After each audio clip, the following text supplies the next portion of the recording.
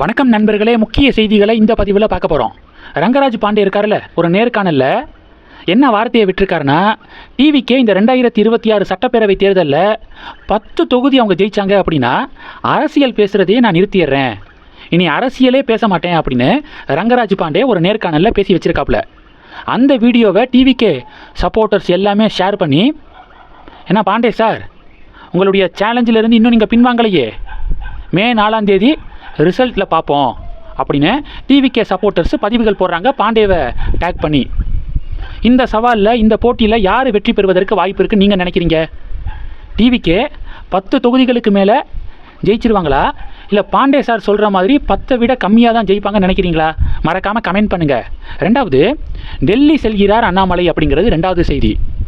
ஆந்திராவிலிருந்து ராஜ்யசபா எம்பியாக அண்ணாமலை தேர்ந்தெடுக்கப்பட இருக்காரு அப்படின்னு தினமலர் ஒரு அப்டேட்டை வெளியிட்டிருக்காங்களே. இது சம்பந்தப்பட்ட ஆலோசனைக்காக அண்ணாமலை கூடிய விரைவாக டெல்லி செல்ல இருக்காராம். ராஜ்யசபா எம்பி பதவியெல்லாம் பெரிய பதவியா? அண்ணாமலை மாதிரியான, அதாவது ஒரு ஸ்ட்ராங்கான லீடருக்கு ராஜ்யசபா எம்பி போதுமானதா அப்படின்னு நேற்று சில பேர் கமெண்ட் பண்ணாங்க. நான் வீடியோவில் கிளியராக ஒரு விஷயம் சொல்லியிருந்தேன். என்னென்னா, ராஜ்யசபா எம்பியோடு நிப்பாட்டிடக்கூடாது, அவரை சென்ட்ரல் மினிஸ்டர் ஆக்கணும், குறிப்பாக மீடியா துறைகளுக்கான மினிஸ்டர் ஆக்கணும். மீடியாக்களை வச்சு தான் திமுக இப்படி வண்டியை ஓட்டிக்கு இருக்காங்க. அந்த மீடியா துறையுடைய மினிஸ்டராக அண்ணாமலை ஆனார்னா பிஜேபிக்கு எதிராக பொய் செய்திகளை பரப்பக்கூடிய மீடியாக்கள் மீது நடவடிக்கை எடுப்பார் அப்படின்னு நேற்று போட்ட வீடியோவில் சொல்லியிருந்தேன். அப்போ ராஜ்யசபா எம்பி ஆகணும், மத்திய அமைச்சர் ஆகணும், பிஜேபியுடைய மாநில தலைவராகவும் ஆகணும் அப்படின்னு நேற்று கிளியராக சொல்லியிருந்தேன்.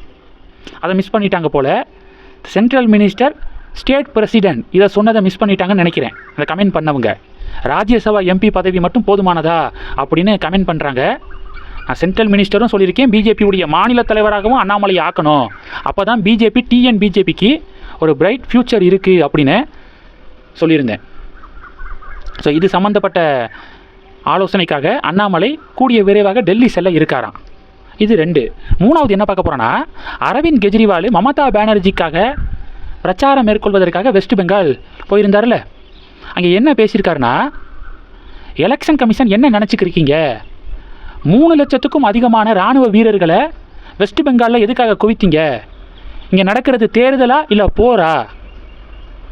3 லட்சம் இராணுவ வீரர்கள் குவிக்கப்பட்டிருக்காங்க, எதுக்காக குவிக்கப்பட்டிருக்காங்க அப்படின்னு சொல்லிட்டு அரவிந்த் கெஜ்ரிவால் பேச, பாஜக தொண்டர்கள் என்ன ரியாக்ட் பண்ணியிருக்காங்கன்னா, ஆம் ஆத்மி பார்ட்டியுடைய நிலைமையே சரியில்லை, ராஜ்யசபா எம்பிக்கள் 10ல் 7 பேர் பாஜகவில் சேர்ந்துருக்காங்க, பஞ்சாபில் 60+ எம்எல்ஏக்கள் பிஜேபியோடு தொடர்பில் இருக்காங்க அப்படின்னு செய்திகள் வருது.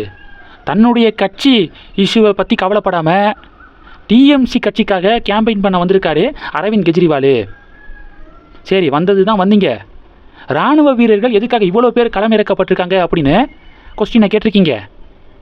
டிஎம்சி நிர்வாகிகள் பிஜேபி சப்போர்ட்டர்ஸை அச்சுறுத்தி அவங்கள வாக்குச்சாவடிக்கு போக விடாமல் தடுத்து தான் இத்தனை தேர்தல்களாக அவங்க ஜெயிச்சுக்கிட்டே வராங்க. எலெக்ஷன் கமிஷனுடைய டியூட்டி என்ன?